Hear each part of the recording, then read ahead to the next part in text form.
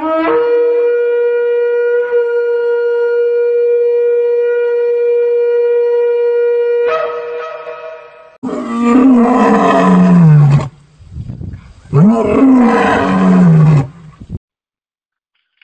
here is a special edition of Concrete Faith on tonight. Generally, people call in because you want to get all of that concrete evidence to support your particular position in regards to the scriptures themselves. We want to equip you better to be more confident conveying your faith-based position to others who don't have the same description as you. On tonight's show, we're not going to do any of our standard episodes tonight. Tonight's going to be a special promotional show that we're going to do to kick off the Hebrew Israelite Summit that's up and coming on April 5th in Harlem, New York at the National Black Theater. We're going to have Hebrew Israelites from all over the U.S. flying in to partake in this Hebrew Israelite Summit that we're going to have. We're going to have special guest speakers such as Awanyasap, Elder Gabar, Awanyasap, Danyala, Hashar, Zion Lex, and a few other brothers there, Black Lotus Civilization is also going to be there to provide support. And we're going to be pretty much giving you guys a taste of what you guys pretty much get on Concrete Faith. You know, we're going to pretty much give you guys a lot of relevant evidence to support a lot of the claims that we have made to defend our position as Hebrew Israelites over the years. And this summit is going to be one of many upcoming summits where we're just going to gather together as a house of Israel just to come together and build with one another. We're not there to, flame bait anybody. We're not there to argue or contend. We're there to build, to unify, and to present information to the masses so that way we can continue to strengthen your position and your faith in your particular position. So, being that tonight's show is a special edition, I may have a couple of guest speakers online tonight. I invited a couple of guest speakers on the line tonight. We'll see in a moment if they were able to call in or not. Regardless if they're able to or not, I'm definitely going to open the lines early and, let people ask questions in regards to this Unity Summit, what it's about, what is some of the subject matter that will be discussed there. If anybody want to know anything that I may present, I'll give you guys a little preview. I'm not going to give you guys too much because then you wouldn't have to watch the summit. But we're going to leave the subject matter open, and we're going to discuss what you guys would like to see from the Hebrew Israelite leaders in the community, what information you'd like us to present, particular claims you would like us to address that you may have heard from other communities.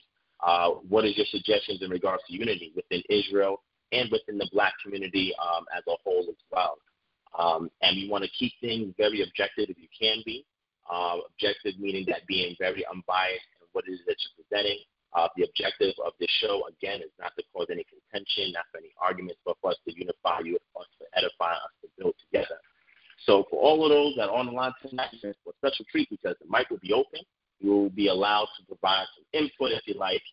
We will build and we'll grow as we progress through the next hour or so of this show. So what I'm going to do right now, I'm going to open up the line right now. If any of the guest speakers that I have personally invited via text or Facebook are on the line on tonight, and the majority of them were the speakers who are going to show up at our Unity Summit on April 5th, this upcoming Sunday. Feel free to shout out. I also want to mention a few quick things before I open up the line. First thing I want to mention is that we had a Unity event yesterday on Sunday evening. It was a great turnout, man. We had a lot of great speakers that were there. We had people from different ideologies in the Black content community. I mean, we all came through. We all showed each other love. There was great messages that was bringing forth great information that was being shared in regard to meditation, finances, numerology, spirituality, our current condition, and how can we repair it, etc. If you guys missed it, you guys missed something that was great. It was out in Atlanta. Fortunately, it has been recorded. We have the footage. We're working on getting the footage to a pristine state so that way we can present it to the masses so that you guys can see. But after you watch this footage, you're going to see a lot of unity. We had a lot of Kemetic brothers and sisters that were there, a lot of Islamic Moorish brothers and sisters that were there, a lot of Hebrew Israelite brothers and sisters that were there, and just neutral individuals that was there. And we were all sitting around talking, laughing, enjoying, building, and edifying. This is what the concert community should be about. It should not be about us being so biased and dogmatic that we're attacking each other and chomping at the bit to chop each other's head off because we disagree with a person's position. Like I always say, us as a people, we all have a common denominator that we should focus on first before we contend with our differences. And when we are able to do something like that, it's a beautiful thing. And our oppressor, who purposely tries to divide and conquer within our community to cause a schism so that way we won't rise up as a nation of people to contend with him, is always very divisive on who he uses to keep us separate, to keep us at odds with one another. But we have to have a strong family unit first and then a strong communal unit. And in doing so, we will have leverage so that way, we can offer something to the world and we can be recognized and respected. And Hebrew Israelite ideology, we understand this is with the lost tribes coming together. There's a diaspora of us here in America, along with the other indigenous Africans that were brought over here in America. And it's our obligation as being spiritual individuals of the Most High for us to be at the forefront of unity, be at the forefront of change, be at the forefront of being that catalyst when there's evil and wickedness that's in the world, speaking against unrighteousness, to call people back to repentance, to get back into alignment with their spiritual nature. And that is our objective. What I try to do with this particular series is give people the concrete tools so that way they can accomplish that mission.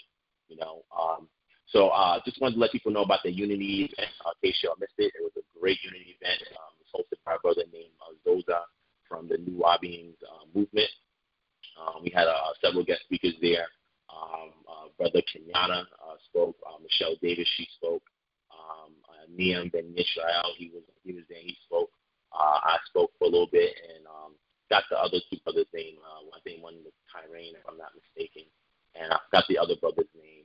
But there were several of us that spoke. It was a good, maybe about 4 hours worth of information.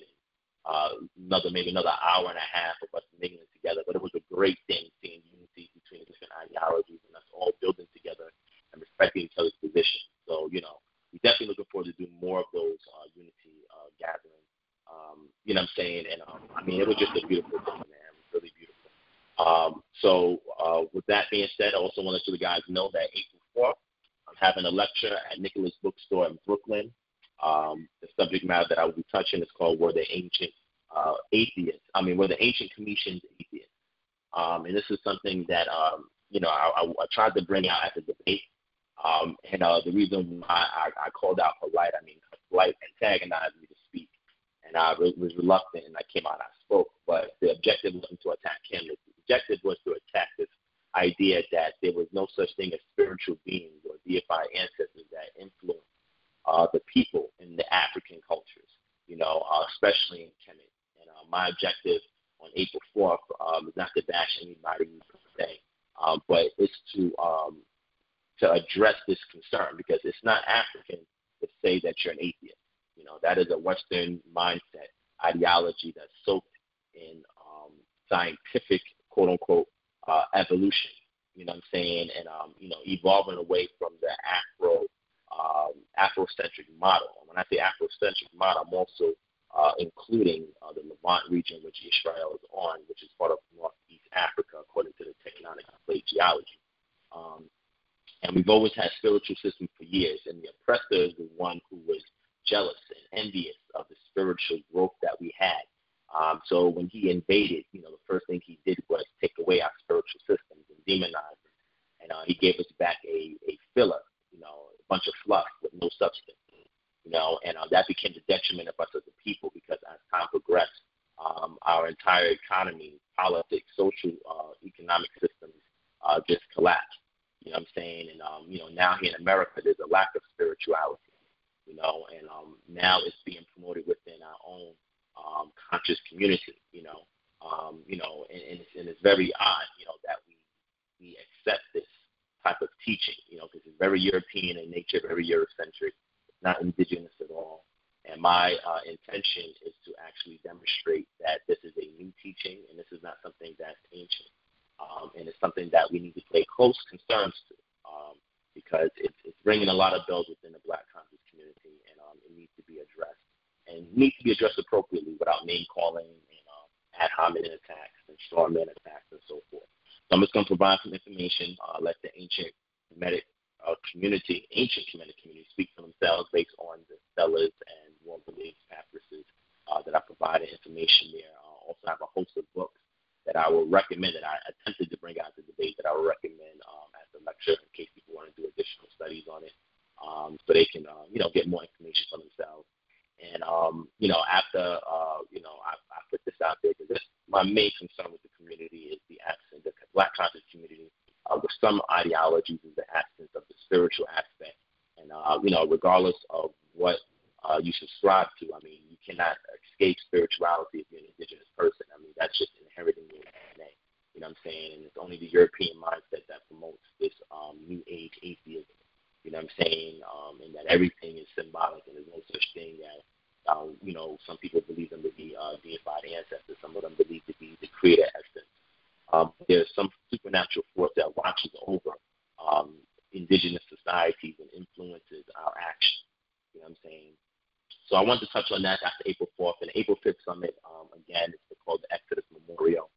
We have several guest speakers that's going to be there that day, sharing a lot of information with the people, unifying Israel, and trying to address some of these claims that are being made in other communities in regards to our scholarship. And that's one thing that I like to uphold, is the scholarship within the Hebrew Israelite community.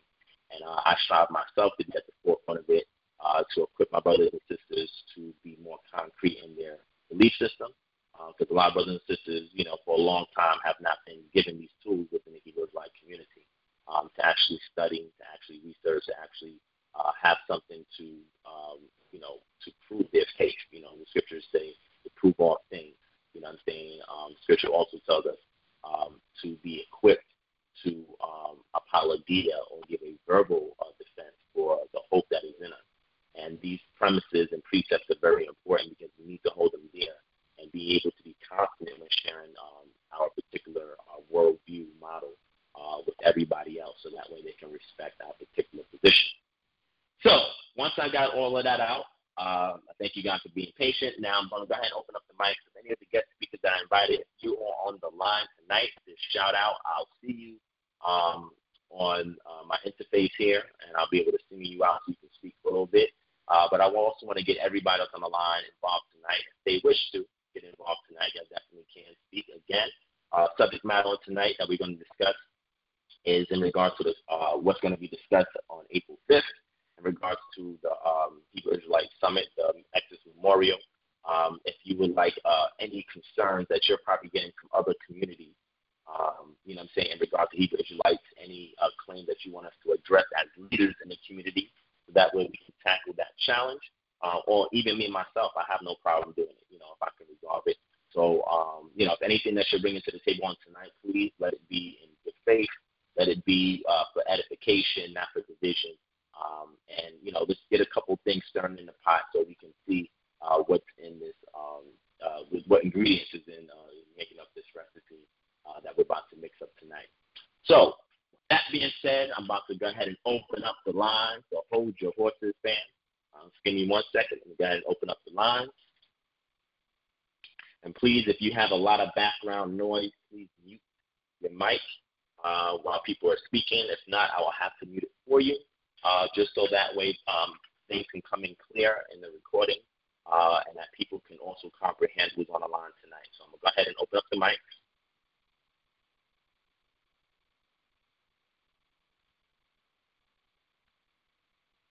All right, so all the mics are open. If any of the guest speakers are on the line tonight, please say something. I'm going to give you all about a minute to say something. If any guest speakers are on tonight, if not, then I'm going to open the floor up to the audience. All right, so if any of the guest speakers are on the line tonight, please shout out. We'll give them about a minute to respond or so.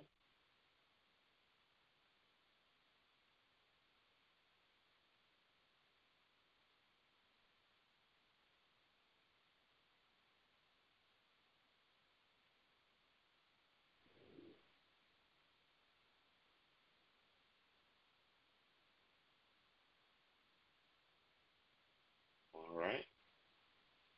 Okay, so I see right now that nobody that I invited was able to call in tonight, which is very interesting. But They still got about an hour to call in before we close the show. But the mics are open, so if anybody wants to give any feedback to what I said earlier or wants to contribute something to the call, they can feel free to do so. If not, then you guys want to hear me talk. Being the servant first, I want the people to actually speak and be heard. So the lines are open, so if anybody wants to speak, feel free to do so.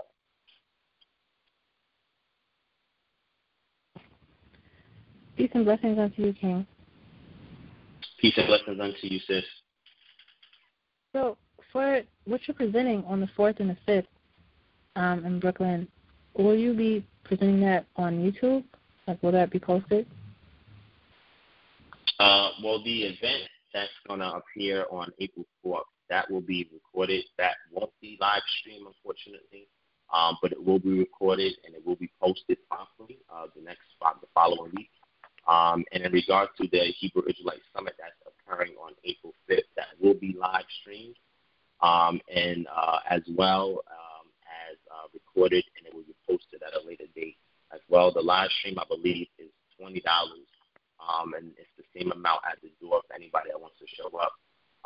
But if anybody is unable to make it or unable to pay for the live stream, then you could just sit tight and just wait for the actual footage to come out and take a look at that.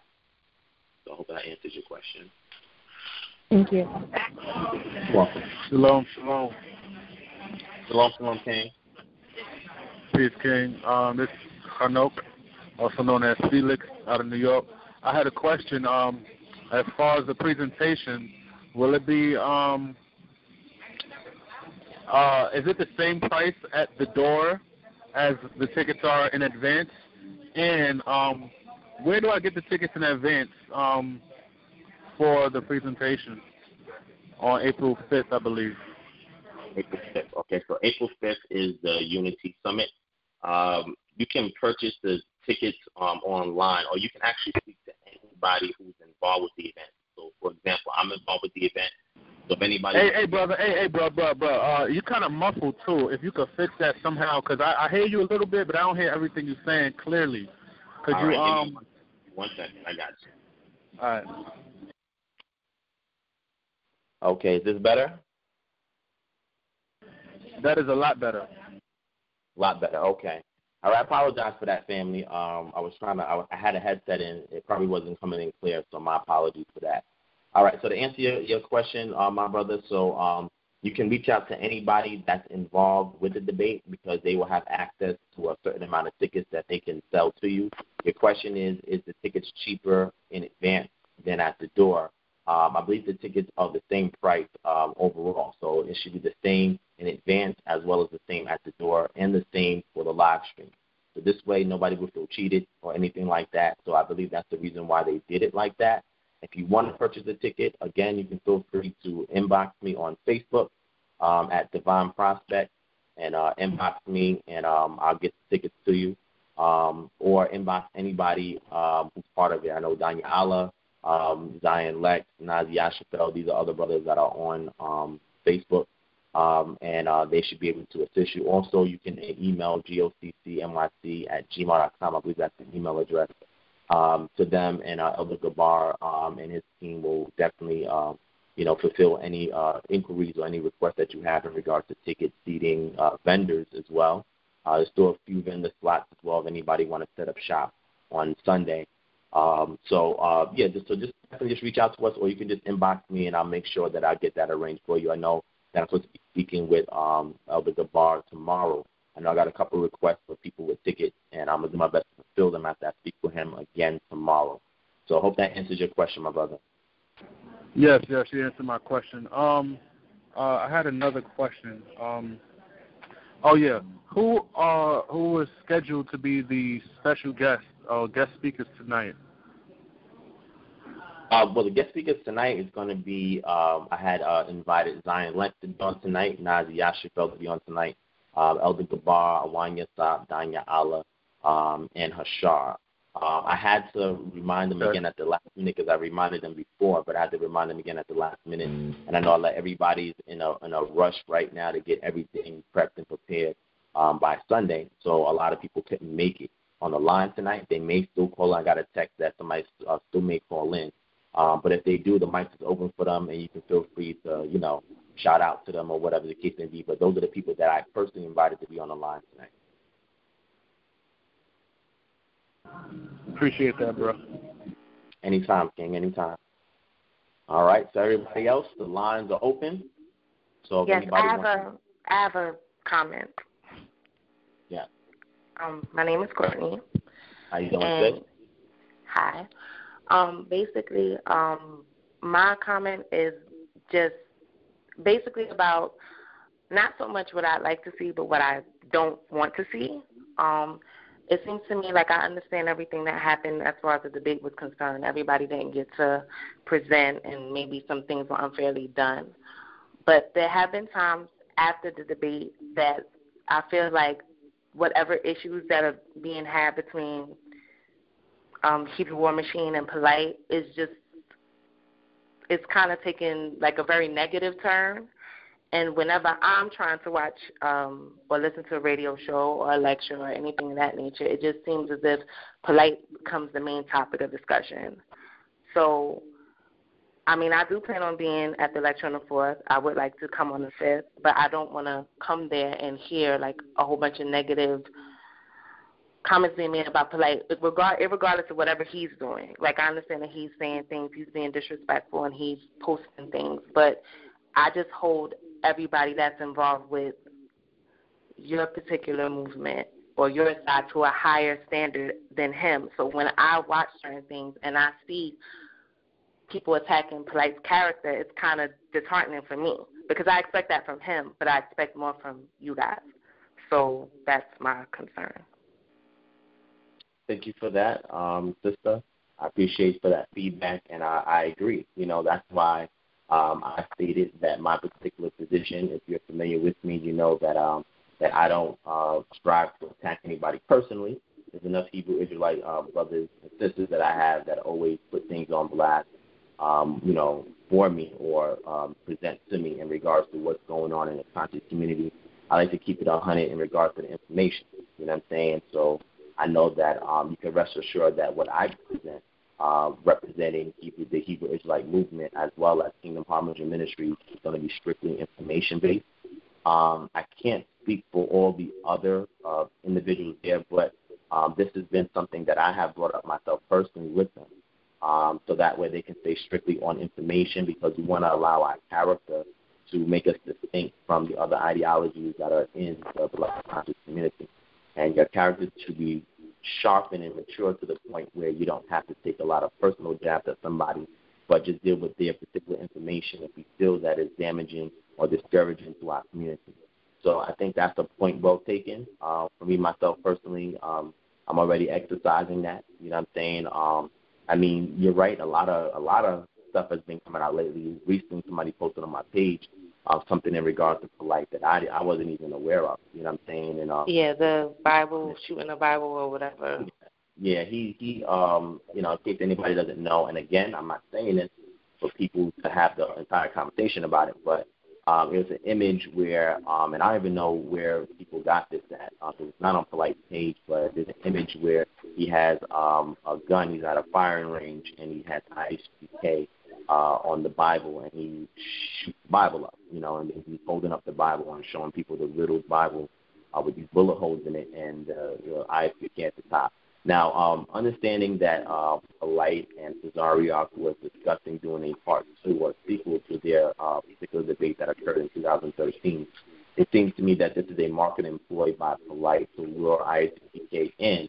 I think that he could have took another route with doing that. I don't entirely agree with what he did, because that's going to cause a lot of issues with the people who once did support him from the Hebrew Israelite community. But at the same time, we can't continue to fuel that, you know what I'm saying? Because the more we fuel it, the more attention we give it, it becomes an egregore. It becomes a thought form that takes on a life of its own, and we would get sidetracked from the ultimate purpose of what we're striving to do, which is to build a spiritual foundation within our community, as well as edify and, promote others to do good and to do righteous. So I thank you for that comment, sis, and it's definitely well taken, especially by me. I will discuss it over with the elders and the leaders who are going to be at the debate at that day. And, again, I'm not promising you that they won't do that.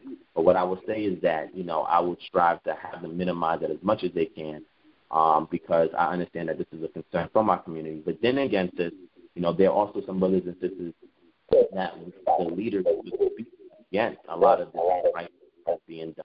I'm sorry, I can't hear you. It's like muffled. Give me 1 second.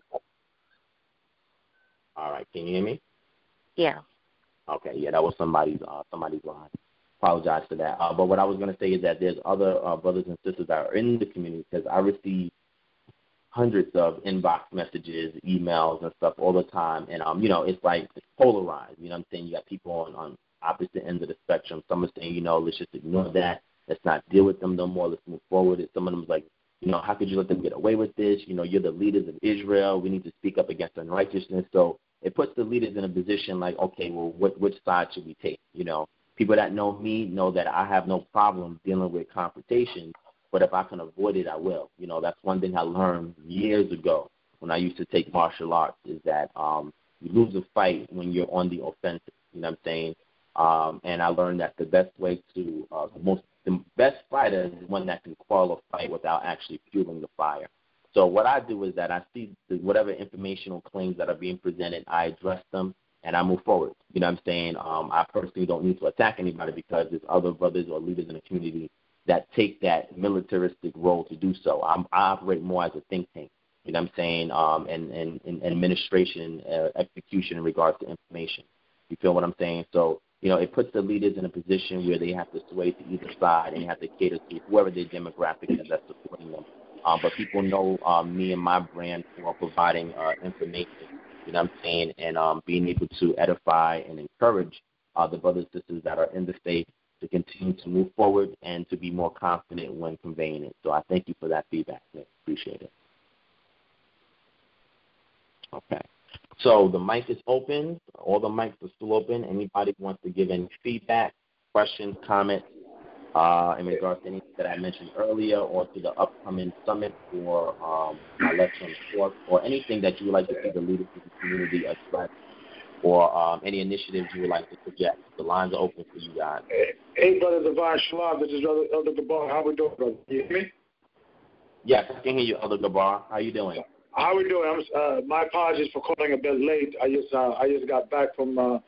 We were celebrating our Passover this weekend, and I just got back from the hotel. So I was just catching up with some, unfinished business. So how we doing? I'm enjoying the show. Yeah, not bad. Thank you for calling in. Never too late. I'm glad that you was able to catch us before we closed. And again, like I was telling the audience, that we're doing a lot of preparations in regards to Passover and the upcoming event and stuff like that. So a lot of people may not be able to call in. But I want to tell everybody that that Elder Gabar had invited me to the GOCC show last Wednesday, and I was able to call in. And we was building with his elder, a father was on the line, and a couple other brothers and sisters that had called in. So I'd like to say thank you for that opportunity, Elder Gabar. Is there anything that you would like to share with the family in regards to what's taking place on April 5th, as well as the concern in regards to tickets? So people want to know about tickets and they know what type of information the GOCC is bringing on April 5th. Absolutely. And also, I believe Deacon Awanyasap, he may be calling in as well. I don't know if he's there. I'm here. Hey, shalom, brother. How we doing? Shalom, Divine. Peace to everybody. Shalom. All right, I'm going to mute everybody's mic except for Awanyasap and Gabar. So, fam, just give me a second to mute your mics. I'm going to unmute it later on. Go ahead, Elder Gabar. Okay, so I just want to thank you, brothers, for inviting me to the show. I know you came to the GOCC show last Wednesday, and you definitely dropped a lot of information, and I truly believe that you are a brother that is clearly needed, and you are a great representation of the scripture and also the Hebrew culture. And I always champion and always promote brothers that are intelligent and humble and articulate like yourself, because it's clearly more needed. And I heard, the sisters that called in earlier, she had some concerns about what to expect on April 5th. And, I had, of course, those same concerns, and I understand that out of the heat of the debate that we just came off, and there was a lot of hot energy and things of that nature. But the April 5th is going to be a memorial to the Exodus. This whole week is we're celebrating the Passover. We just finished celebrating our Passover. But as you know, the Feast of Passover and Feast of Unleavened Bread is a week affair. So next week we're going to be ending our feast, and most of the other camps are going to be starting there. So it's going to be a continuation of that. So we are extremely excited to present what we wanted to present on April 5th. I mean, what we wanted to do in February 8th, and do it in a way that is not combative, that is not going to be in a situation that we have to be rushed. And we're going to finally show that there is, and I know you're going to bring a lot of information in regards to that and all the other brothers, that the Exodus, there is sufficient evidence, believe that there was some form of Exodus took place. Now, regardless whether you want to believe in the supernatural aspect of the Bible, that's part of belief and that's part of your spiritual understanding. But to prove that there was Asiatics in Egypt at one point, there was at one point in a position of prestige or some of respect and honor, or having a coalition of a relationship with the Egyptians, and somehow something went bad and that relationship went sour, and they had Asiatic workers or slaves or people that were indigenous servitude and things of that nature in Egypt, and then there was a large exodus leaving out of Egypt. We're going to show you clearly, Devon, he has some information. I know myself and brother Awanyasap, Deacon Awanyasap, we're working on some things that to prove. Also, we're going to touch on the wilderness, and there's been a controversy on the wilderness and where is that, and we're going to show all the evidence on all the theories where the wilderness is at. We're going to hold our tongue until the presentation and until April 5th, where we believe where the wilderness is at and why we believe there's sufficient evidence for us to investigate that region, and why there has not been any more excavation, or there's an issue politically to go in the region where we feel is the real wilderness, although there's a plethora of evidence. We're going to touch on that. I know, Devon, you're going to touch a lot of information in regards of Egypt and proving the Israelites were there. So for those that are going to be coming, you want to come.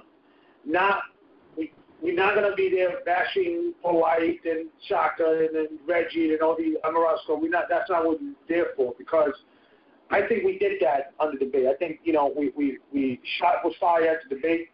We were at war, and, we did what we did because we did defend our book. And not only did, not necessarily defend our book, but actually give them the ability to defend their culture. And I believe they did a horrible job to defending their culture.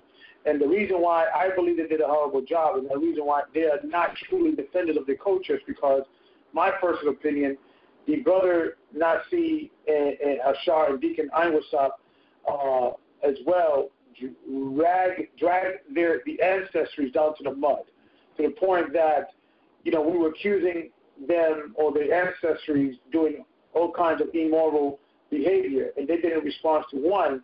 They just want to go back to attacking the Bible.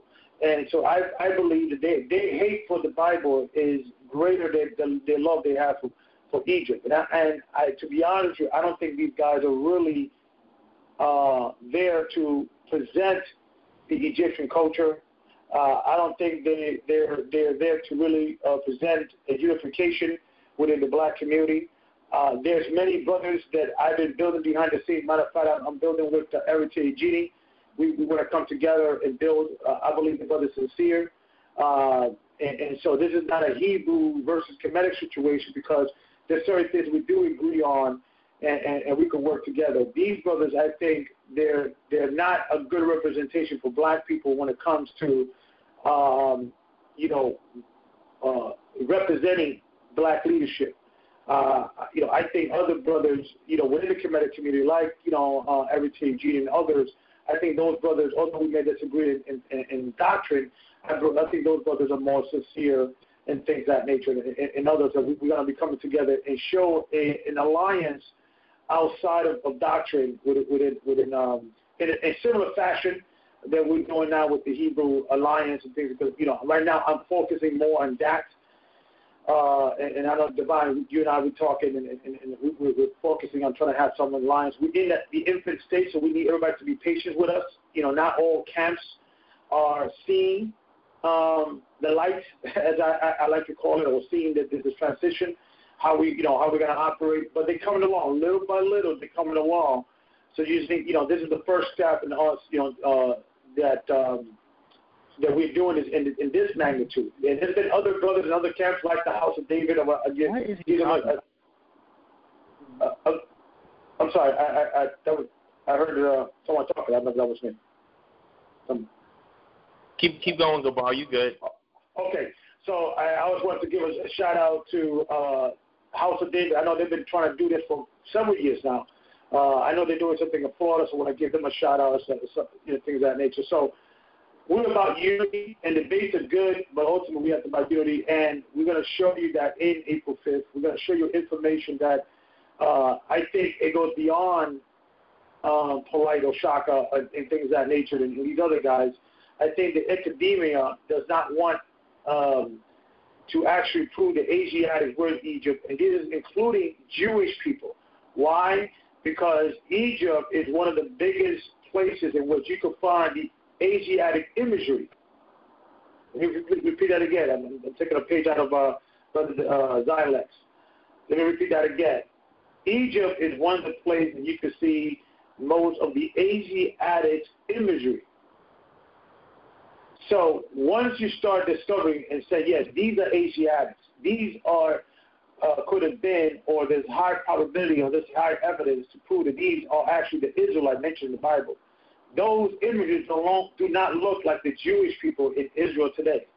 So Jewish people today will rather dismiss the story of the Exodus and just, treat it as myth or treat it as culture or something that we just, a story that we made up for our children, and not actually defend it as true history, because they are afraid that we start identifying these visors or pharaohs, these different Asiatics in the walls, and like the Shamshus or the Hyksos and things of that nature. Now, there's always theories or debate about the Hyksos. To me personally, that name Hyksos is just a made-up word that was made up by Benito to try to hide the fact that he was referring to Israel. So I don't believe the Hyksos per se really existed. That was a made-up word, but that's a whole different.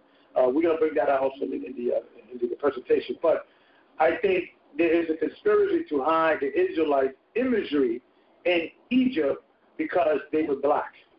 And I think the white establishment that wants to hide that fact of the ancient Israelites or cover up any imagery of ancient Israelites being black because it would compromise their being in the land. So I just want to, I'm very excited about this weekend. There's not going to be a Polite bashing. There's not going to be a Shaka bashing. There's not going to be a Reggie bashing or Amarat. We're just going to show what they did not want you to see and what the world needs to see. That the Bible, regardless of what you believe in your spirituality, it was based on events that actually happened. Regardless whether you believe the supernatural, you could take away the supernatural aspect of it, but the fact that the Hebrews were in Egypt, there was a problem with the Egyptians, and the Hebrews left. Now, if you want to believe that the Egyptians kicked them out, or the God of Israel delivered the children of Israel out of Egypt, that's up to you. It's your choice. But the fact that there is sufficient secondary evidence to prove that the ancient Israelites were in Egypt, there is evidence to prove that. There was many of the kingdoms that, from into the last 50 years or even 100 years, that most people thought to be mythology, like the Hittites, like the Moabites and things of that nature. We actually found in the last 50 or 90 years or so evidence of these empires actually in existence. So the Bible is not fairy tale. Can you say, well, maybe they added the supernatural aspect of it? Okay, if that's what you want to believe, But these wars, these characters were not made up. We have sufficient evidence to prove these people existed. We got to show that in April 5th. So if you can make it, so everyone there is either Kemetic or or in the fence, or maybe just believe in the Bible, but it was just more like a mythology of stories to tell our children. It goes beyond that. These stories actually happened. These events actually happened, and we got to prove that it is not based on just simply belief. It's based on archaeological evidence. So I just wanted to leave it there and to show the sister that there's not going to be just attacking people's personality and things of that nature.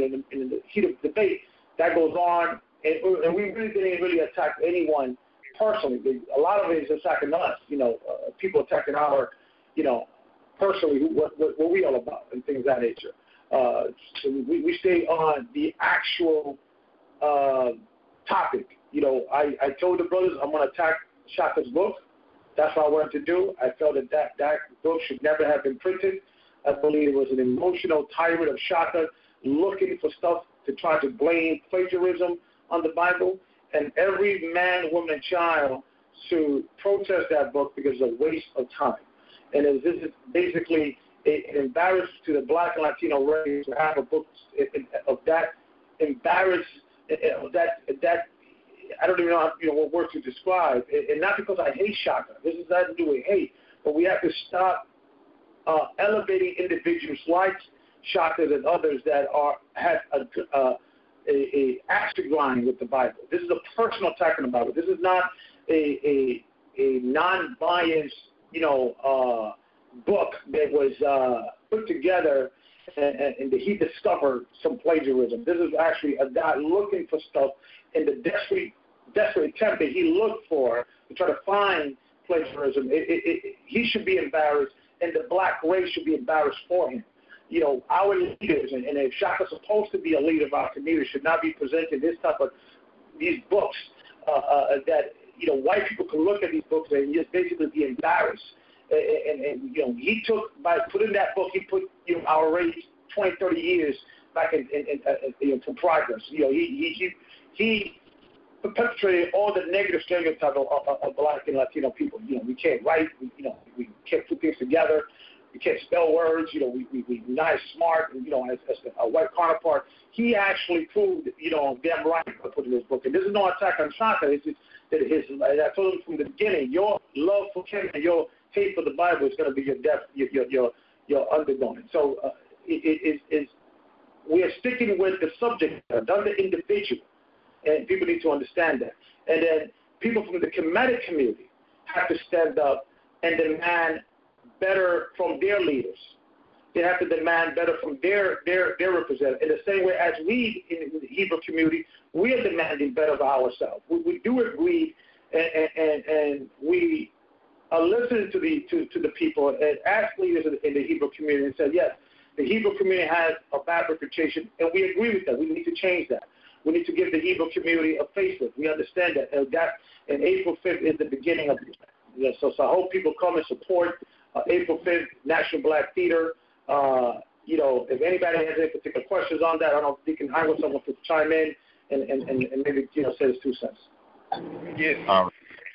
So I'm gonna let Awanyasap speak in 1 second. But Elder Gabar, before I let Awanyasap speak, with your permission, can you please tell the people how they can get the ticket for the debate? Okay. If you want to go to the debate, and let me just get all the information with the other prompts I have here. Just bear with me for 2 seconds. All right. So while you do that, Elder Gabar, I'm going to speak for a little bit to buy you some time. So, I hope everybody is now a little bit more informed in regards to some of the subject matter that will be there at the debate. Remember, the purpose of the debate is for unity, number one, amongst Israel. Number two, is going to be right around our time of Passover, Pesach. So we're really going to put a lot of emphasis on our particular convictions in regards to Scripture, and that this is our celebration of that. And it's also a place for us to edify, unify, and for the people to get to know each other, in different camps. One thing the debate has done is that it helps to bring Israel together. So instead of us focusing so much on putting energy, effort, and attention in regards to debating, now we want to put that energy into our own community through edification, love, and encouragement, and to be accountable to one another in regards to, walking righteously, how we deal with the outside community, and as well as transforming our own character or whatever it is that we're learning from our particular disposition. So do you still need a little bit more time, Elder Gabar? You got it? Yeah, I got it right here. Okay, so if you want to get a ticket, if you want to see it live in the National Black Theater, okay, we have 2 box offices in the New York area. The first box office is Nicholas Bookstore in Brooklyn. The address is 570 Fulton Street, Brooklyn, New York, 1-217. The number to call there is 718-858-4400. That's 718-858-4400. Hours business is Monday to Saturday, 10 a.m. to 7 p.m. and also Sunday, 12 p.m. to 6 p.m. Also in Harlem, they also have another bookstore, Nicholas Bookstore.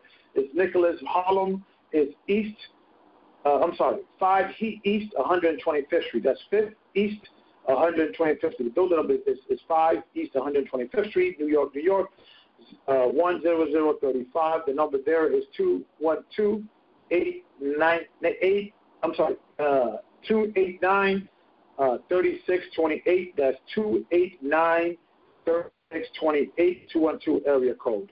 Also, if you cannot make it, if you are in another state and you want to see us live, okay, we're not going to go with Town Zone because there was some issues with Town Zone that they're working on. So we went with another company. To get into that link, you go to YouTube, okay, and you go to MaccabeesTV. MaccabeesTV. Maccabees is spelled MaccabeesTV. That's MaccabeesTV, as in boy, EESTV, all one word. Once you go into the channel there's a tab called Maccabees, or an extension called Maccabees Pay-Per-View. You'll click on that, and then it will take you to another page, and you'll be able to purchase your tickets there. The ticket there is $20. Okay, this actually helps the cause. And this, we're not doing it to make money and anything of that nature. We use it to pay the cost.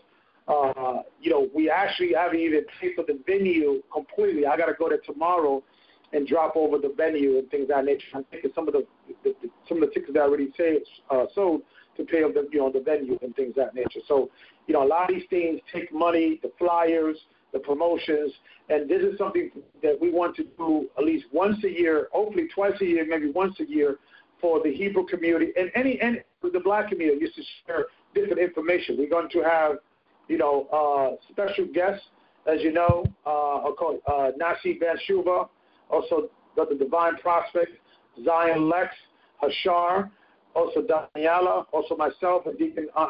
Also, we're going to have special guests from the Black Lotus Civilization, Embo Shango, and also the journalist who is also an expert in African culture. Her name is Atnis Demosti. I'm probably pronouncing her name wrong. She's going to be there and sharing her experience through her journalist skills, reporting what, in regards to culturally, what's going on in Africa. You're going to be surprised what's going on in Africa culturally. Also, Brother Shango, he's going to be also doing the same.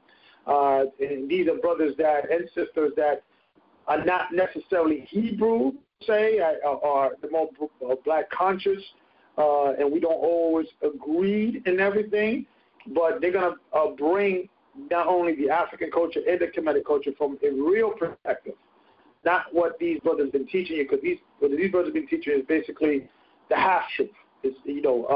So we just I don't want to give too much before the event, but you want to be there because you want to hear these individuals testimonies on what's going on in Africa in regard to the Hebrew culture, the Kemetic culture, things like that.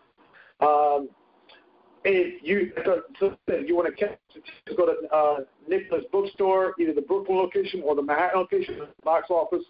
Those that want to be part of the vending, I've been getting a lot of calls from that or a lot of emails. You got to call me directly in advance. The number is 646-281-4443. That's 646-281-4443. The only thing that we ask is that whatever you're selling that day, has to promote the Hebrew culture. So also you have to be conscious of the diet that most of the Hebrews will be keeping that week. We don't eat any leavened bread. Most of the food is going to be coming from the Hebrews. But if you are someone that's selling any form of juicing or any form of natural organic food and things of that nature, we want to hear from you. But just be conscious that week we cannot eat leavened bread. Okay, the Hebrews cannot eat leavened bread. Just be conscious. But we could talk about that. Let me give you the number again. That's 646-281-4443. 646-281-4443. That's the same number that is in the flyer. So, Brother Devon, the floor is back to you, brother. All right. Thank you for that, Elder Gabar. I appreciate that. So that was very meticulous and thorough in regards to the info for April 5th. So I'm glad that you were able to chime in and give us that information. Also to quell a lot of the concerns that some of the audience may have in regards to what the subject matter would be and if we're going to be focused on Israel. And that is the purpose is to focus on Israel and also to celebrate something that is dear to us in regards to the scriptures. And I thank you for providing that information. So there you go, folks. You have the information in regards to tickets, vending space, as well as subject matter. Now, I have the line open to Deacon Awanyasap. So if it's okay with you, Gabar, I'm going to let him speak. Awanyasap, are you there? Yes, I'm here, brother. All right. So I'm glad to get you on the line. If anybody doesn't know, Awanyasap is a deacon in the GOCC NYC branch of the Hebrew Israelite movement. He spoke at the debate as well when he was dealing with the information in regards to Shaka and Shaka's book. He was also featured on several of Sonetta TV videos. Also, you'll see him on the GOCC NYC YouTube channel. You also see Elder Gabar there as well. He's a definitely up-and-coming scholar, a powerful heavy hitter, and he's just going to give you guys his position as well as some of the subject matter he's going to touch on on April 5th.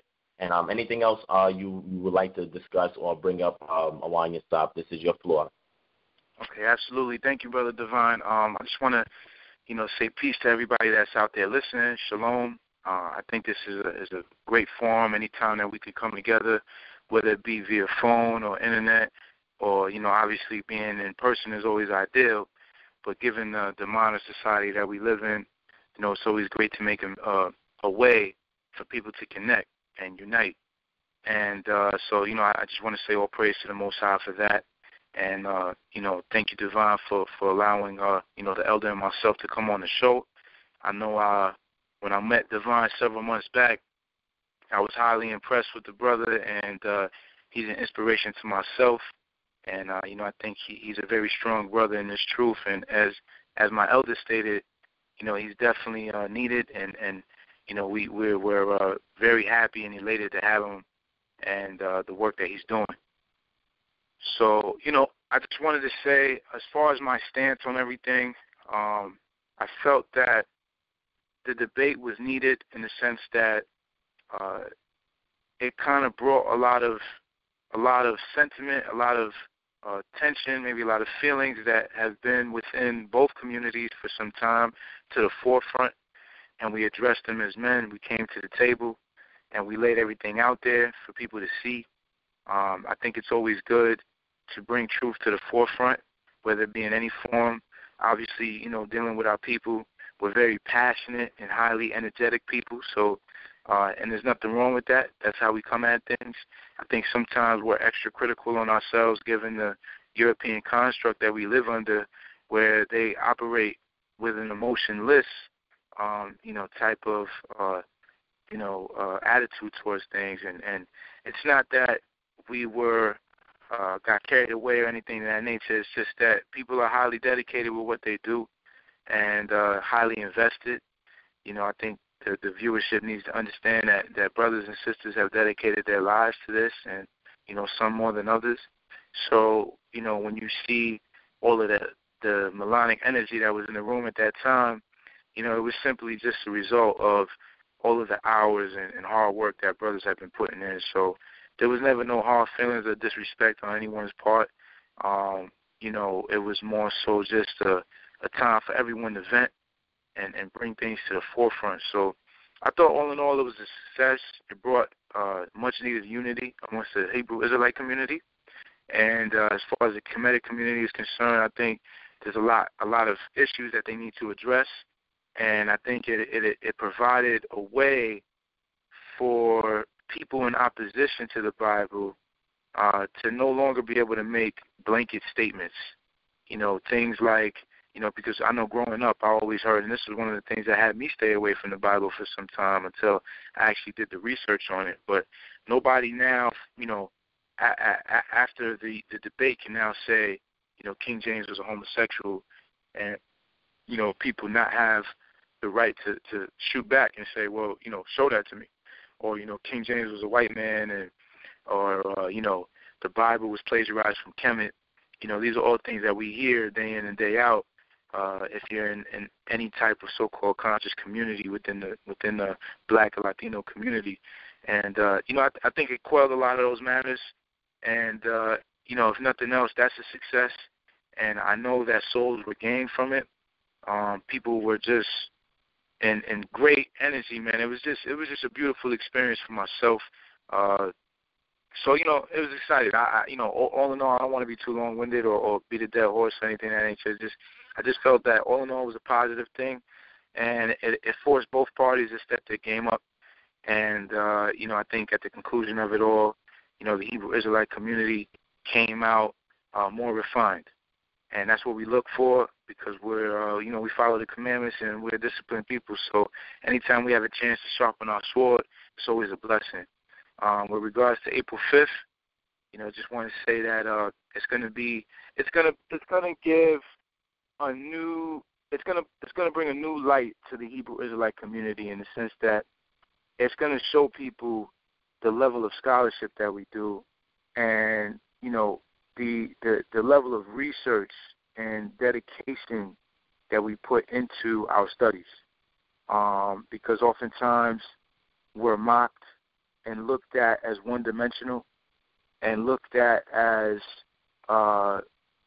overt and maybe aggressive in some instances with our dissemination of the information that we receive. A lot of times brothers only see us when we're on the street, and they'll catch these videos of brothers screaming at brothers back and forth and things of that nature, but they don't see the behind the scenes. And oftentimes the message is drawn out with the energy and the level of maybe just the way that it's being presented. Whereas on April 5th, we'll be in calm form, and hopefully there won't be any tension within the room. It should be filled with the Holy Spirit, because everyone there will be on one accord, and just there for truth and to gain knowledge and understanding. So it'll show people that, we really do dedicate our lives to what we preach, and the reason why we're so invested. And I could see from an outside perspective why it may be hard for someone to see how, deemed emotional it gets, for lack of a better word, we may get when in public spaces. But if you knew the level of sacrifice that, brothers, do for this work, you may be able to get an inside view or a better understanding on why that is the case. And I think coming April 5th, you'll see a different light on a lot of brothers. And it's going to be a lot of very scholarly information being put forth. And it's just going to be good, because, we're bringing the facts. And according to our commandments, it's a sin for us to lie. So we don't try to bring deception. We are going to bring the information and let the people decide. And I just think it's going to be a joyous time. I'm very excited for it. as far as what I'll be touching on, the elder mentioned, dealing with the wilderness. I don't want to be too specific. We want people to come out and, really enjoy themselves. So, bring a notebook, bring a pen, bring your sword or the Bible, as we say. If you have one, so you can follow along with the precepts or, whatever information may be given out. And, we just pray that everything goes well and that the Most High is with us and that it be a fruitful event. And I know it will. And, just want to say that, and it's gonna be a great time. So, all praise to the Most High, and please try and come out if you can. And I'm excited because I don't even know what brothers are bringing. As soon as I give my presentation, I'm gonna sit down and pull out my notebook and listen to my brother Divine and so on. So, all glory be to the Most High. So, thank you, brother Divine, for giving us a chance to speak. And I'm gonna leave it at that, my brother. Shalom. All right, shalom. Thank you so much for that, Deacon Awanyasap. I have great respect for both of the brothers that have spoken online tonight, Elder Gabar and Deacon Awanyasap. They showed nothing but love to me and embraced me, and also I had time to sit down and actually talk to me and get to know me a little bit. So I definitely respect these brothers. I respect their scholarship. I respect what they're fighting for, what they stand for. We may not agree on everything 100%. But these are brothers that I would go to front line with, and go to war with. And that's what we demonstrated on February 8th when we had the debate.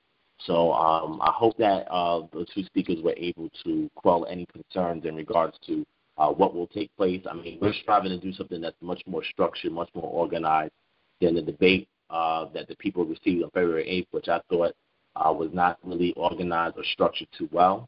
And I know a lot of the people were a little bit disappointed over that, And, so this is our way of giving back, of the Hebrews giving back to the community for what we were unable to present and what we were unable to provide, the experience for the audience to actually get involved and to be edified and to come together in unity in regards to the subject matter.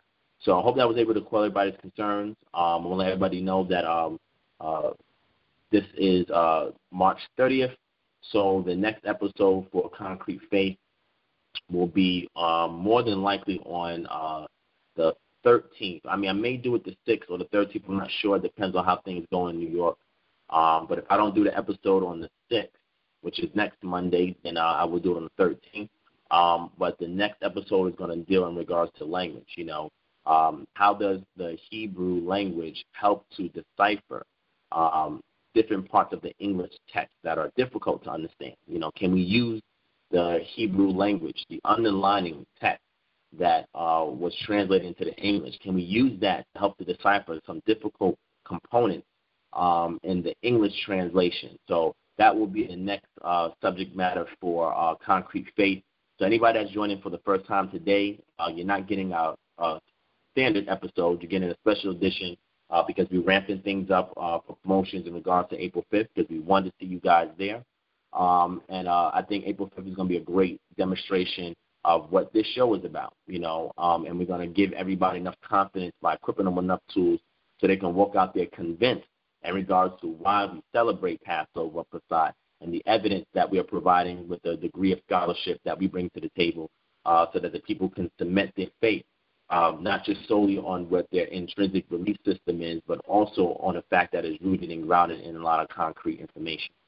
So with that being said, it's about 10:30 right now. So we still got a little bit of time for the show left. Again, I'm going to open up the mics against the audience.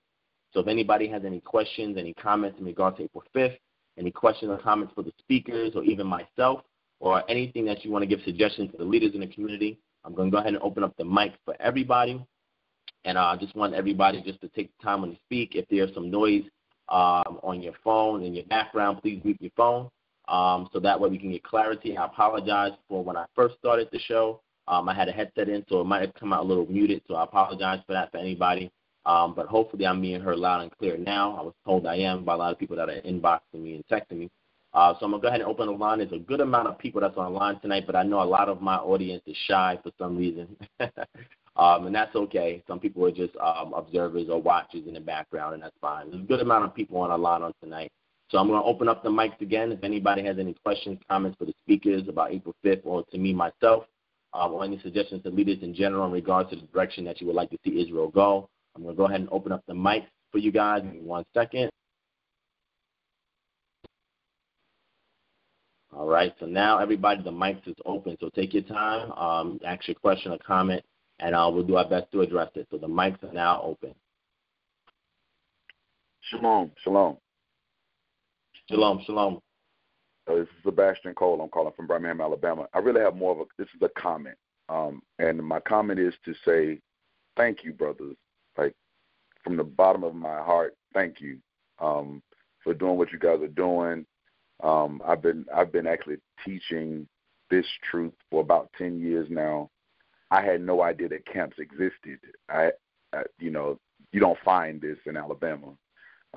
So, like, to even run into you guys is like a blessing, and I just wanted to say thank you and thanks to the Most High for all that you guys are learning and doing. I've learned so much since I've been following you all. I appreciate all your debates and things, even though sometimes I think they become like crip blood battles, but I really do appreciate all that you guys do, and I just wanted to say thank you. And I don't know how often you guys hear it. I hope you hear it a lot, but if you don't, from the bottom of a real brother's heart, man, I appreciate y'all. And I want to respond to that, and Elder Gabar and Awanyasap will probably side with me, and we say we thank you for that caller because we do it for you. I know that I'm a servant at heart. My objective is to serve my community. That's why I like to give an opportunity for people to give us feedback so we as leaders can be accountable, and at the same time, as a good leader, we have to be a good listener to you guys. So I would say without you, there's no us. So for me, that's very heartfelt. Every time I hear that, I'm very humble. I'm very modest. That made my evening to hear a thank you. Because sometimes you do hear it a lot, sometimes you don't. But I will say, caller, that was heartfelt. That thank you. I appreciate it. I mean, if you've heard about the show, you probably heard about it from my Instagram or from my Facebook or even YouTube. Feel free to inbox me, reach out to me. Let's touch bases. Let's chat a little bit more. So we can get familiar with each other. I can get you familiar with the other leaders in Israel, so that way you don't feel alone. I never want a brother or sister to feel isolated because I got people that reach out to me from Nebraska and people that reach out to me from Arizona, and I'm not talking about Tucson, Arizona, or Phoenix, Arizona. I'm talking about like the boonies in Arizona and the boonies in Vermont. I mean, just reaching all over, even out of the country. I got brothers reaching out to me from Africa, parts of Israel, South America, and I'm like, dang, and then like. You don't understand how much it has touched me. Some brothers and sisters say, you know what, I almost gave up my faith because I thought I was in this by myself. And I never want a brother and sister to feel isolated on the island, to feel by themselves. I want them to see that us as leaders, because we're accountable, we're easily reachable. I know I can speak for myself. The people that know me who are on this line know that it's easy to reach me. Sometimes I may be difficult with following up because I have a lot of projects in my hands, and I do apologize for that all the time. But what I will say is that I will get to you. It may take some time, but I will get back to you personally because I want that personal connection with all of Israel, because nobody's better than anybody else, and we all need each other to make it to the finish line. So I want to say thank you for that, my brother. No problem. Yeah, absolutely. Absolutely. This is Brother Gabar. I always appreciate what we get the love, and it's highly appreciated. And we do this for we used to have the markers and those that make fun of us, and so but it's I won't lie, it does it brings a long warmth into my heart when we hear brothers that support what we do. So thank you, brother. It means a lot. No problem. All right. So Deacon Awanyasap, do you want to respond to that? Oh man, I just my sentiments reflect exactly what you and the elders said. I'm deeply it's a great feeling, and all praises to the Most High for putting us in a position to be able to help brothers network, because one hand washes the other, and helps us when we hear those things. So thank you. Problem. Thank you. Thank you for that, brother. We appreciate it. All right, so the mic is open. So any other comments, questions about April 5th event for the guest speakers, for myself, for the leaders in Israel? Any suggestions, comments, questions, feel free, fam. We're not going to get too many more opportunities like this until the April 5th, so take advantage if you can. There's a good amount of callers on the line right now. I don't want to start calling out numbers, so I would like some participation from the audience, somebody, questions, comments, or whatever. The lines are open. I have a question. All right. So for the information that was provided, as far as what's going to be available, will it be posted when you post this video to YouTube? You said the information provided. What do you mean, sis? As far as dates and times and what's going to be discussed in the presentation. Yes, just go to MaccabeesTV YouTube channel. It has all the information there. We have a video clip and giving the time and things of that nature. You could actually, if you go to the MaccabeesTV channel on YouTube, you can actually link to the pay-per-view if you want to do that, or it has all the information when towards the debate and who's going to be there and what time, where to go. So, yeah, just go to MaccabeesTV on the YouTube. Right. So that will be listed on this presentation right here. The radio show, we could post that, Brother Vaughn. We could maybe talk to them. It'd probably be a good idea. We could post that in the MaccabeesTV. I know you do in your website, correct? In your YouTube channel, Brother Divine, Harbinger Ministry as well. Yes. Yeah. So for Kingdom Harbinger Ministry, so this actual recording will be posted on my YouTube channel. I'll have the link. I think that this is asking for the link to get this information in regards to April 5th and so forth. So I'll put the link to Maccabees TV and everything like that will be in the video on YouTube when I post this recording. Okay. Also, thank you, Elder Gabar. Yes, thank you. I'm sorry. Well, no, my second question is, what is the unification process between the Hebrew Israelites and the Semitic community? Because there seems to be a lot of tension, and I don't know, will it ever be resolved? It seems not. I'm sorry, I didn't catch the question. I'm sorry, Divine. Can you hear me? Yes, we can hear you. No, I said that what is the unification process? Because there seems to be a lot of tension right now. I guess behind the debate or whatever. I didn't really watch the debate, but from what I've seen from the comments, there was a lot of, I guess, hostility.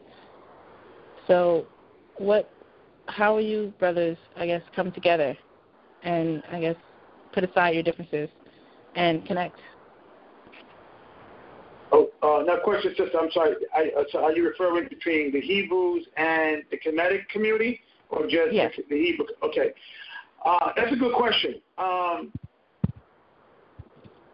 Right now, my focus is having a united front within the Hebrews, which, believe it or not, we have not really had in the capacity that we have now prior to the debates. One thing the debate brought in is because since we always attack, then it kind of forces to come together, and that expedites the unification. So we're in the infinite state of that. And what we wanted to do, and one of the things, talking behind the scenes with the brothers and I were strategizing whether we should do debate or not. What we wanted to do is kind of take that media that exists, that, attention about the debate, and take that media and flow with it to use that to kind of present the unification. So I think it's baby steps. I agree. So yeah, it is baby steps. I myself, I'm communicating with other brothers like Eritrea Genie, who is for the Kemetic community. We're going to be putting something together, dealing with the straight men organization that he started up and things of that nature. I don't know if you know Brother Eritrea Genie, but he's very big on having the black and Latino, especially the black community, having straight male representing the black community and not having any form of feminization in the black community. So we're going to come together. I know he's having an event in May and then we're going to probably have some other things. He's going to probably come on MaccabeesTV or one of his representatives. So we are. It is very, there's baby steps, and it's a very delicate process because we're not united, and then there's different ideology and then there's ideas how to come together in what capacity. What we're trying to do within the Hebrew community is not, have the idea of can we all come together under one umbrella or one camp, because that, I think, is not going to happen. Right. But can we come together despite our differences and understand, okay, we're gonna always defend our camp or our church first, but then or separate the church business from nation building. And I think that's been the dilemma within the Hebrew community, that we sometimes combine the both. So we try to separate the both. So when I'm in my position as an elder in my church, as Bishop Gabar, Yeshua, the elder of the Northeast region of the United States, I'm putting that hat on. But when I'm putting, the hat on unification with the different camps, it's a different mindset I have to have on. So one of the things we're going to be talking about, economic growth within the Hebrew community, that if this is successful, this could probably be a platform, and we could probably present this to the black community at large and things of that nature. So it is baby steps. It is extremely difficult and hard, so we need everybody's prayers and patience and support. But we're trying to, do this. I think what is happening, people like, I'm an old, I don't want to see my age, I'm in my 40s. My generation, that I think is the next generation, brothers like Divine Prospect, brothers like, Deacon Awanyasap. I think that generation, is going to be the generation who's going to take this movement forward, because they're not stuck up into the old way of thinking. I think a lot of the issue is with a lot of camps, regardless whether it's from Kemetic or the Hebrews, there's a lot of brothers still stuck in the old way. And, the old way is not working. But, sometimes you got to be patient with your elders and pray for them. But I think it's the next generation, the younger generation, who probably is not caught up with the old way, is going to change the world. So we just got to pave the way for the next generation. So, it's baby steps. It's baby steps. I hope that answers your question. It does. And I'm sorry, go ahead. No, I was just going to compliment what was said, and I was going to just say to you, just that, it is a delicate process. There are those of us that are still reaching out to the community. I know I'm one of them. Yesterday, footage at the Unity event will be posted. We had brothers and sisters from different ideologies that were there. And, the entire 4+ hours that we were there were nothing but unification, nothing but edification, nothing but sharing and laughing and, learning and exchanging information. So, we do still have adherents in both communities that still want to build with one another, but then there's also others that are in the same communities that don't want to do that. So the expectation is not realistic, to anticipate everybody coming together and be on the same page. But the fact that there are still adherents to different ideologies that are still doing these unity events and still reaching out to one another still provides hope that sometime in the future that maybe we would have put our differences aside and come together. So I hope that answers your question. It does. So my last and final question is, are there going to be any female presenters on the 4th and the 5th? Yes, there's going to be Sister Agnes, and I don't want to mess up her last name, but she's actually a journalist who is experienced in African culture. And she's going to be sharing her experience in Africa. Elder Gabar, I'm sorry, I didn't hear you. What was your name? I'm sorry. Yeah, we're going Sister, let me just get it here. Sister Agnes, and let me get her last name because I'm Domisni, Domisani.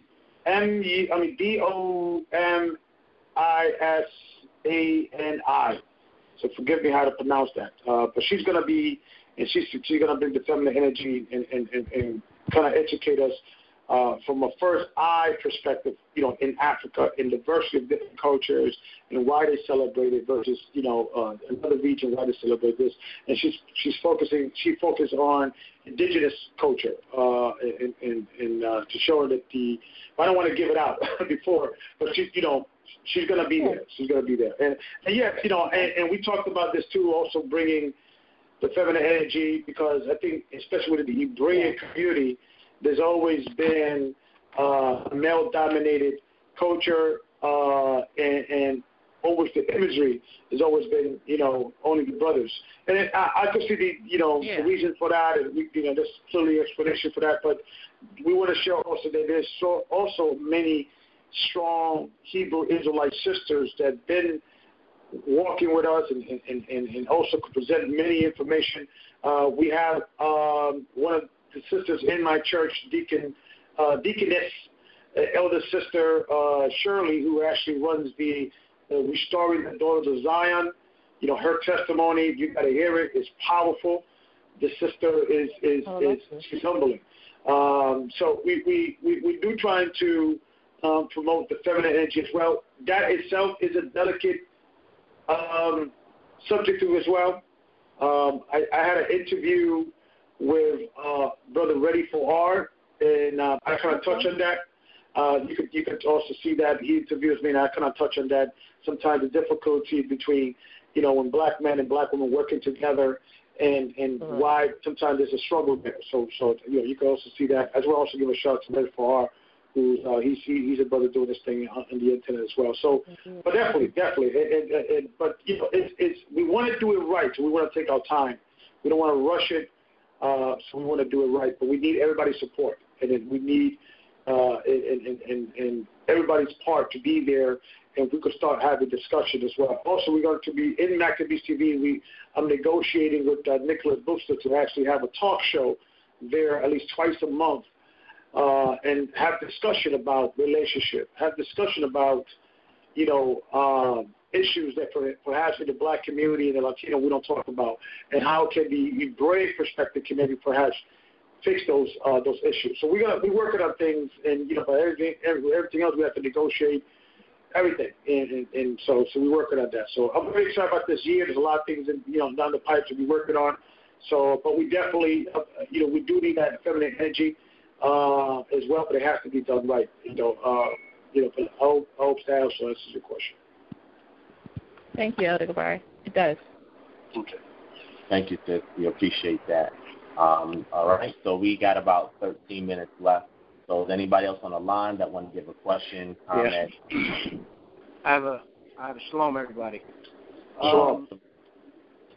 So here's one thing. I had some other stuff, but I know time is ticking here. I want to make a comment and a quick question and maybe a proposal. If we expect as Hebrew brothers, if we expect for other cultures, other ideologies, and for them to hear our information and consider it and then maybe possibly make a change in their lives, I think we have to be willing to do the same thing also. And I'm saying that to say this. I've started over in the Bible, and what I do now, or what I'm doing now, is using the material that you guys are bringing out, especially you, Divine Prospect, Elder Gabar, Awanyasap. I'm using all those materials to start all over again. And one thing that, this is what I'm getting at, one thing that we have to revisit in terms of a subject matter is this thing with the Edomites. Because what I'm seeing from my studies, I have some heavy information concerning who the so-called white man is. And I think sometimes for us brothers that aren't part of any of the camps, we can get confused because of the schools of thought that are out there, and it poses a lot of confusion and hesitation and things. And I think this is something that we have to address, like the 12 tribe chart. This is something else that I think we really have to take a look at, because I have some heavy information that points a different direction. And so I wanted to get you all's thought on Edomites being the white man, and will we ever take a look at that ideology and really break that down? I think there's a debate coming up regarding that. I would like to know more information on that, but I really want to get down to the nitty gritty concerning this Japheth and this white man and Esau, and really break it down. And then my last thing is, once we receive this information, will some of the camps be willing to say, hey, we did come from schools of thought, we did start out here, and we've carried on this knowledge and these teachings. We maybe need to look at this again, and will the camps be open to possibly seeing things in a different light? So I yield. All right, so I'll touch on that real quick, briefly. And I think that's an excellent concern. In our Hebrew Israelite community, there are several different sects that are in the community that have different standpoints and position and scholarship in regards to who they believe Esau is and the Edomites are. Unfortunately, on the summit on the 5th, it will not be addressed on that day. I want to say thank you, brother, for following us. I want to say thank you for your input, because your input is vital for our growth as leaders in the direction that we take our teaching, in the direction of our scholarship. I agree that certain topics should be revisited in private areas. When I say private, I mean when we have unification, unless it's something that's edifying. Some points are still contentious until we iron some things out. So when we have a lot of these unifying events, more than likely subject matter such as that won't be heavily discussed. If there are sidebar conversations, that's great. But I know that there are some brothers who have different positions. Like me, I have a particular position in regards to that. I have a video out on YouTube on my particular position.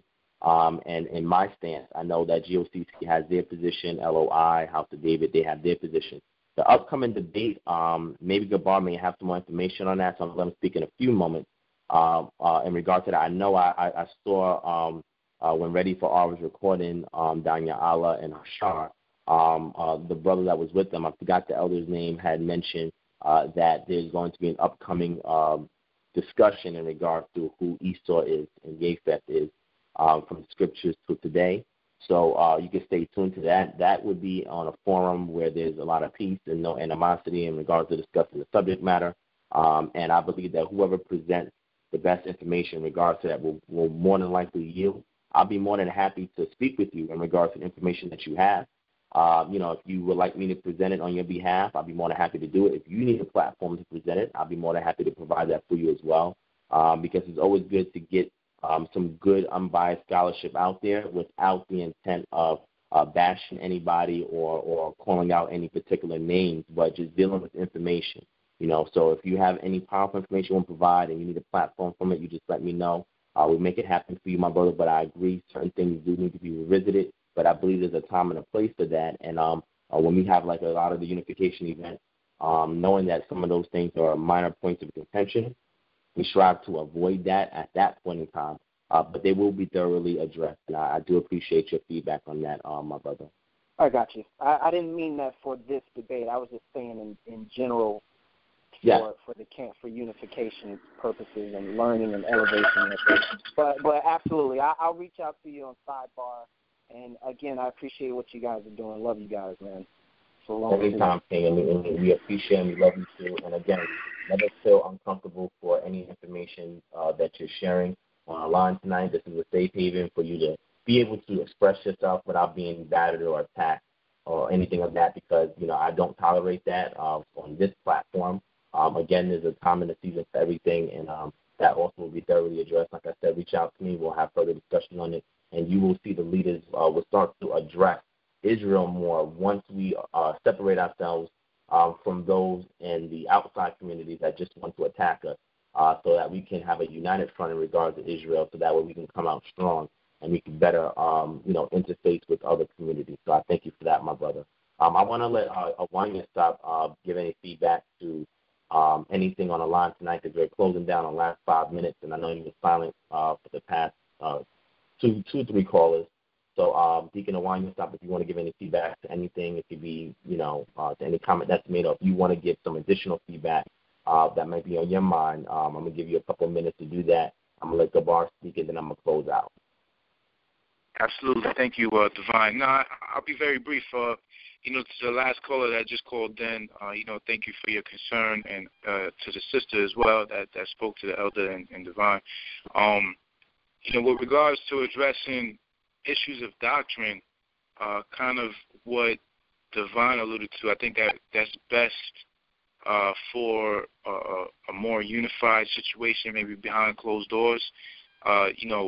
We need to appear strong on the face of things right now. We need to show that unity amongst our brethren in different camps. So I think events like April 5th serve their purpose.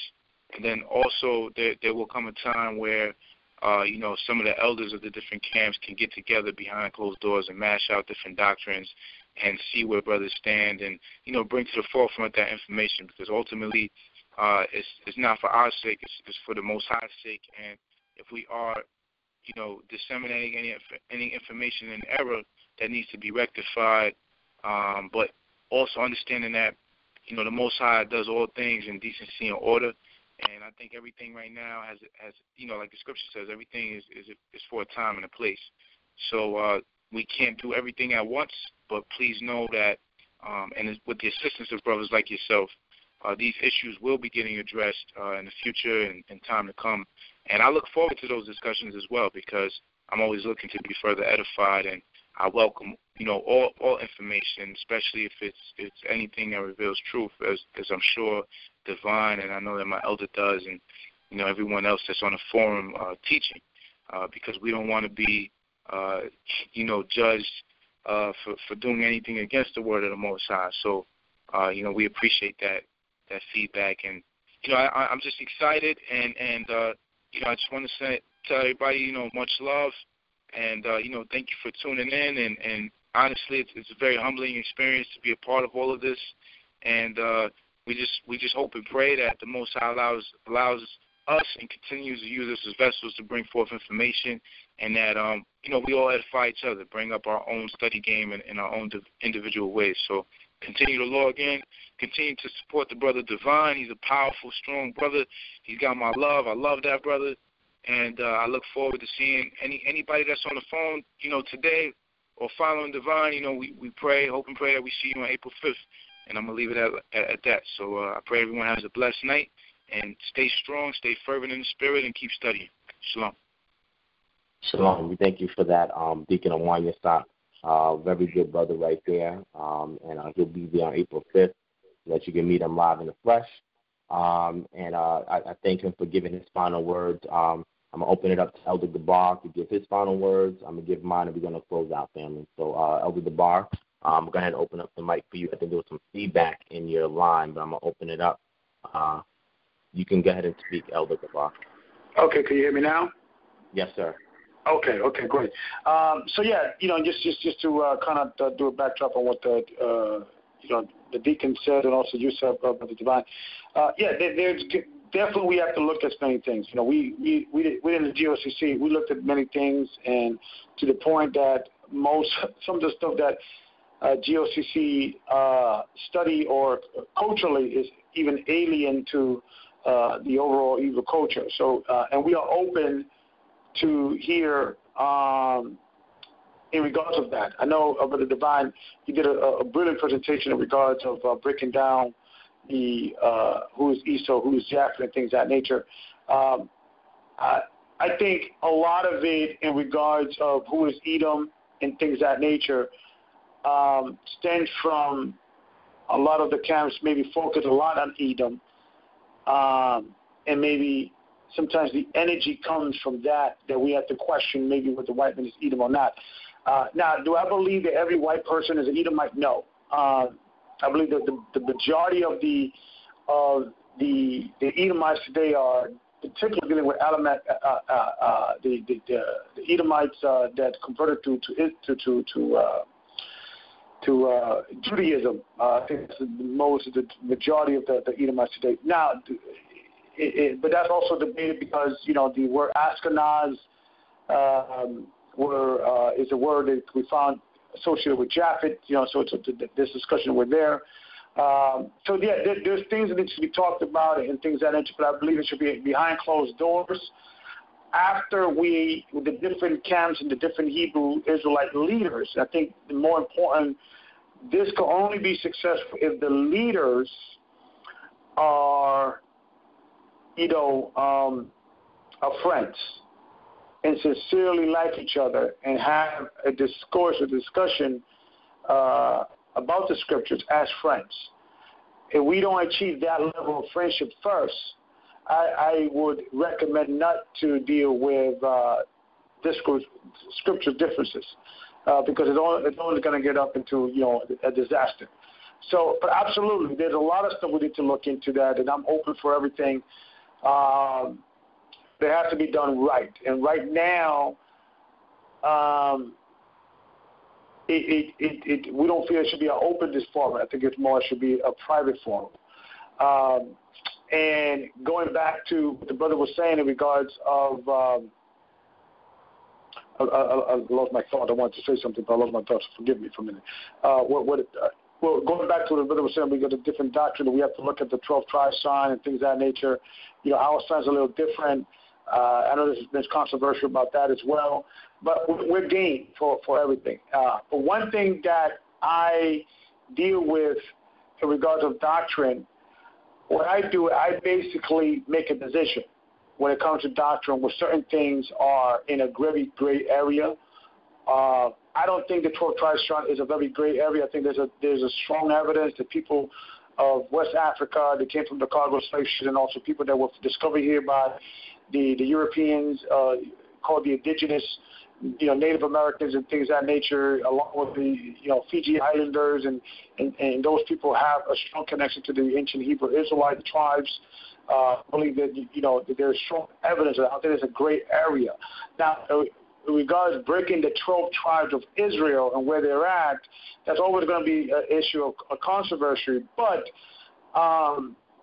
my advice is that if you're debating about, okay, I don't think this particular person is the tribe of Ephraim or the tribe of Manasseh, until you're able to present a counter evidence of saying, I believe these people are, then I could then respect that.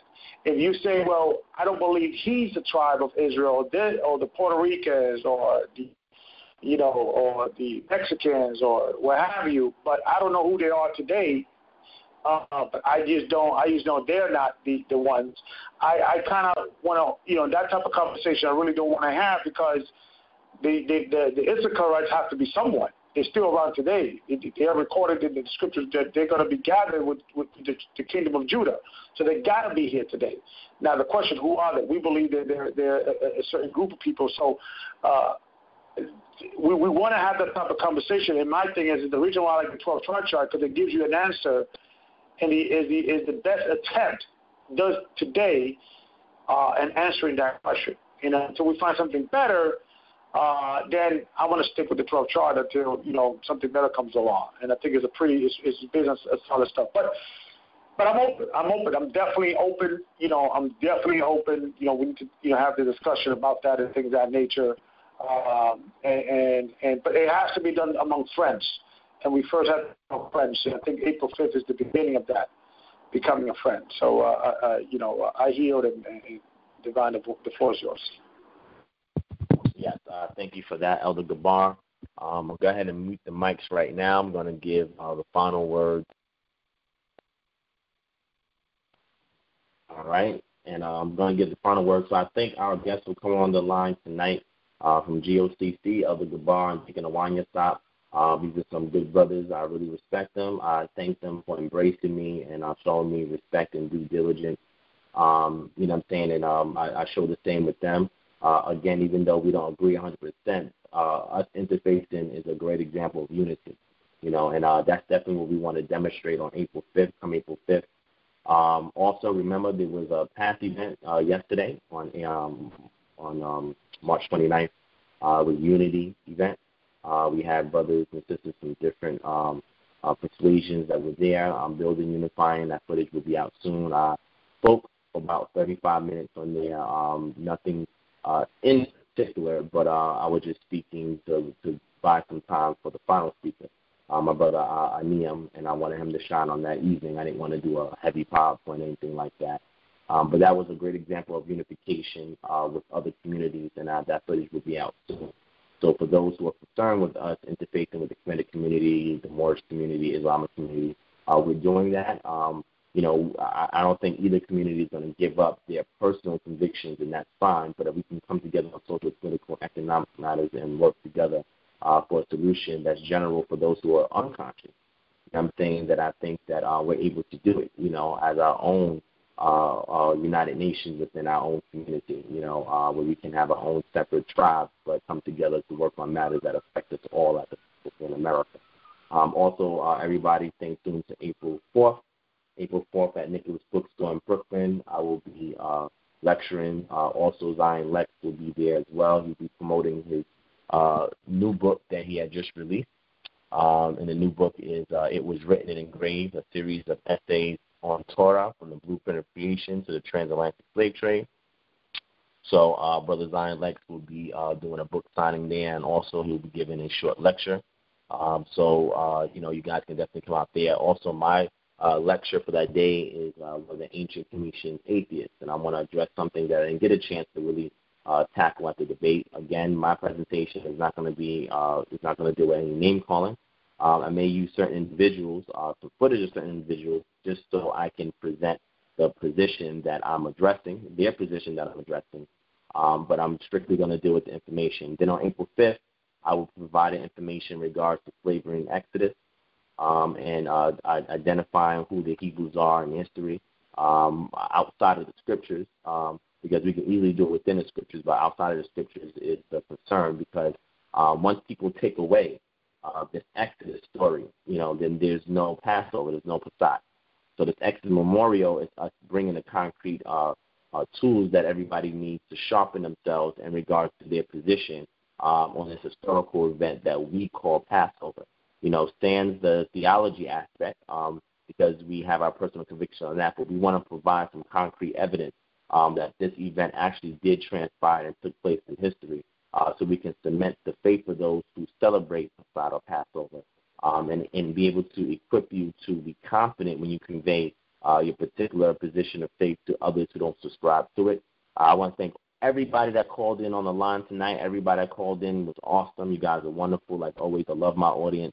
My audience is never combative. They're not argumentative.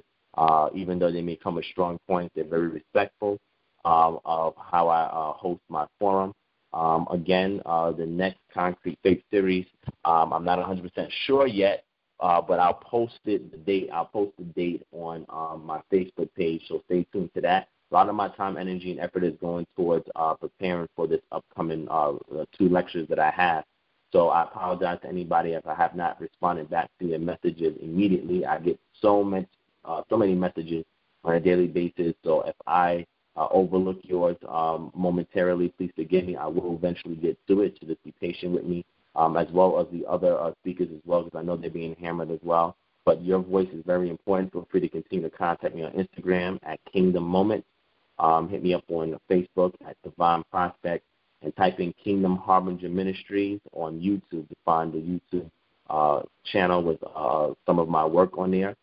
This particular episode will also be it's also being recorded and will be posted on there with some links to some of the information that was discussed in regards to April 5th. Again, I want to tell everybody that I love you guys. I thank everybody for coming on the show. Like always, you guys are wonderful. Without you guys, there's no Divine Prospect. There's no GOCC. There's no LOI. There's no AOC. There's no HOD. There's no Hebrew Israelites without you guys. So you guys keep us accountable. You keep us grounded, and we love you guys. And I know from above my heart that I do this to serve you first, because I can't lead unless I can first serve, So continue to hold me accountable. Continue to reach out to me. Drop some nuggets with me. Let's share. Let's build. And we're going to do something great that the world's never seen before. And this is the perfect time and a perfect place. And we have the perfect opportunity to actually do something that's paramount, something that's never been seen before. and I'm just grateful, and all praise goes to the Most High for allowing me to be at the forefront of it and being able to look back and bring as many brothers and sisters as I can to the forefront. So, sisters, we love you too. We're not leaving you out. I have a few initiatives that's coming up in the next couple of months where I'm going to have some sisters, speakers, give a lot of good information to the community as well. So you guys are not neglected. We love you guys. Without the women, the men can't do nothing. You are our backbone, and we thank you for your support as always. We want to continue to treat you guys with respect, with due diligence, with reverence, love you like we love ourselves, like the scriptures say, and let you guys know that you are a very delicate vessel that we want to make sure that we handle appropriately, because you guys are raising the next generation. You guys are encouraging us, so we thank you. We don't want to leave nobody out. We thank all the men for being the warriors, for being on the forefront, for giving their feedback and their input and being able on the front lines, man. I mean, there's so many brothers on the front lines defending this truth, and I respect you guys, and I'm willing to work with you guys. So, just holler at me. I'm pretty down to earth and easy to talk to. You feel what I'm saying? Unless you try to get at me, then I might give you a little heat. You know what I'm saying? But that's all in the sake of sharpening your sword.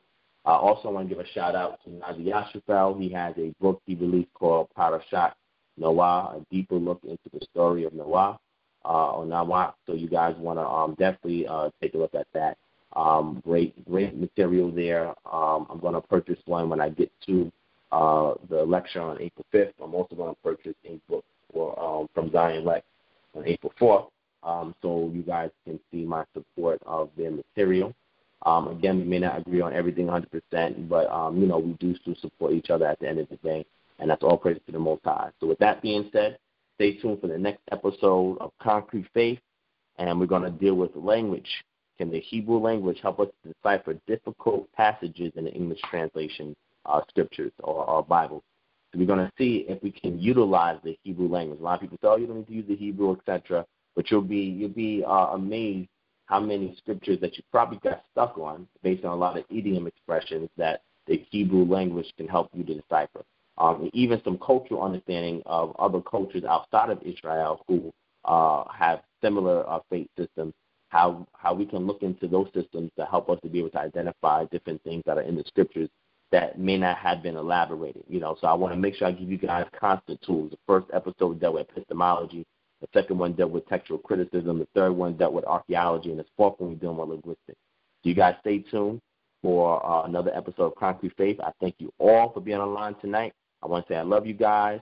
I hope to see y'all April 4th, April 5th, if y'all can make it. If not, I see you on the line again next time we have this Concrete Faith series. And I want to say Layla Tov to everybody. Have a good night. Shalom. And we'll be in touch. Peace until the next time we see you guys.